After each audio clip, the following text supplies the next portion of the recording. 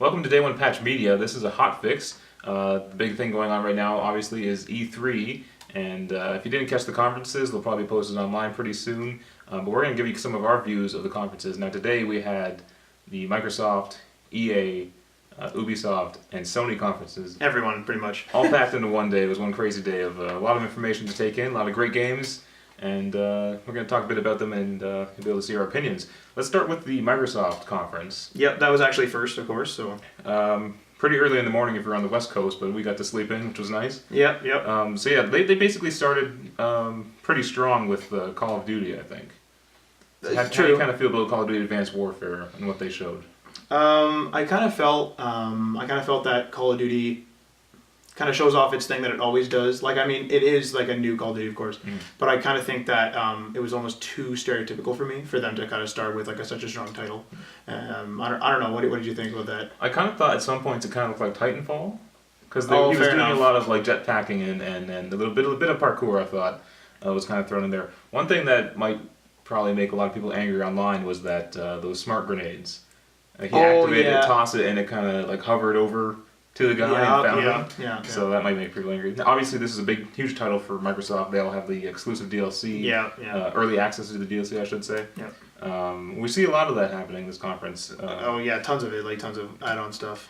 Some Forza Horizon 2. Now, you didn't like the first Forza Horizon, did you? No, and I think my kind of opinion is kind of unanimous across a lot, because I did see the price actually drop to like $39 within like a couple weeks, if I remember correctly. But like the Forza games like stay up there in price. Exactly. So like Forza Horizon was not. No.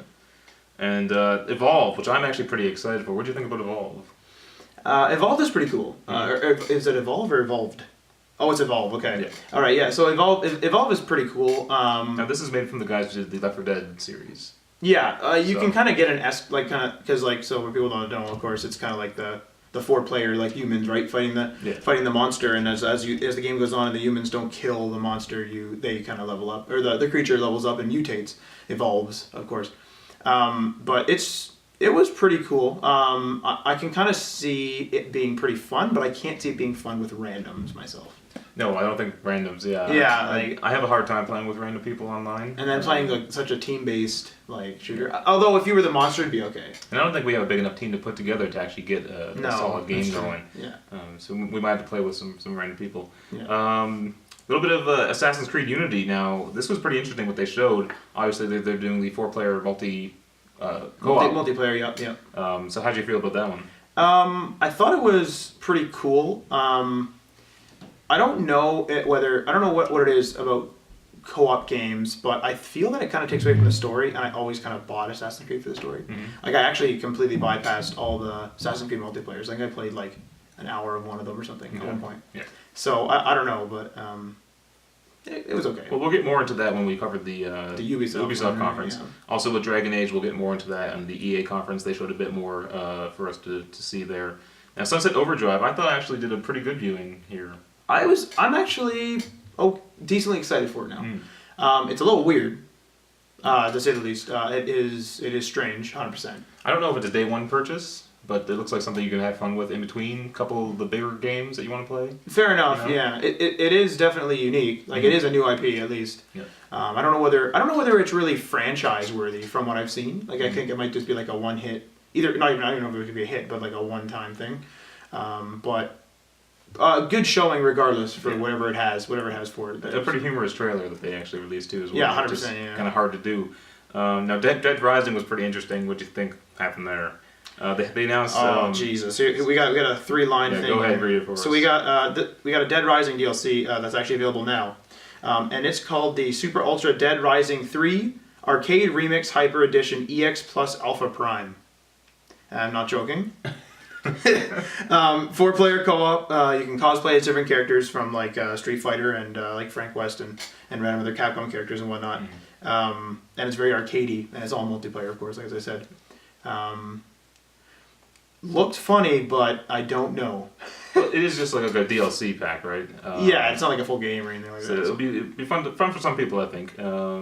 We also had Disney Fantasia and Dance Central, the only 2 Kinect games. They didn't mention Kinect, I don't think, once. No, but these are the 2 Kinect games, possibly being a little bit I guess, for lack of a better word that comes to me right now, but screwed over by the dropping of the Kinect from the bundle, right? Now, to be fair though, I mean, Just Dance and like those type of like dancing games in general, I guess, are kind of far into their franchises. Yeah. So I mean, they had enough customers when Kinect and like the other camera peripherals were kind of separate before. So I think that now, even with the install base that have Kinect now, because I think the bundle's just available now, like the one without the Kinect.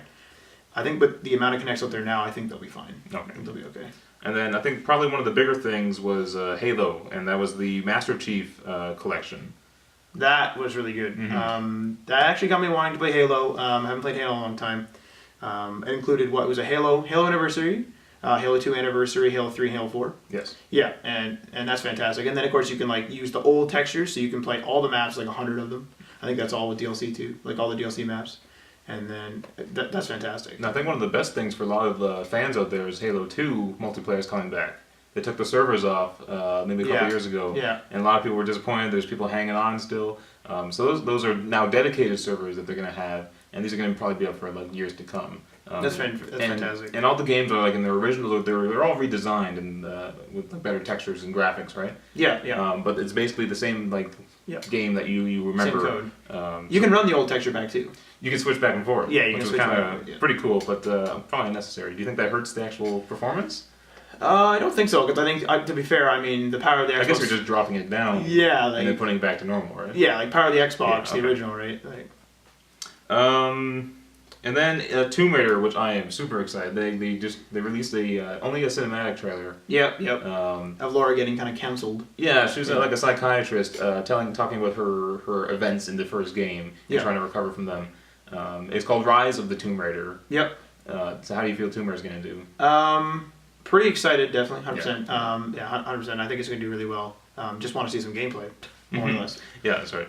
The Witcher 3 Wild Hunt, I think that looks fantastic. That looks really good. Really good. So we'll be getting into that pretty soon. I hope it's more. I don't know if they released this already, but I hope it's open world. I think it is. I'm pretty sure it's open world. Yeah. We've got a bit of Division. We'll get into more of that in Ubisoft, and then Crackdown surprisingly showed back.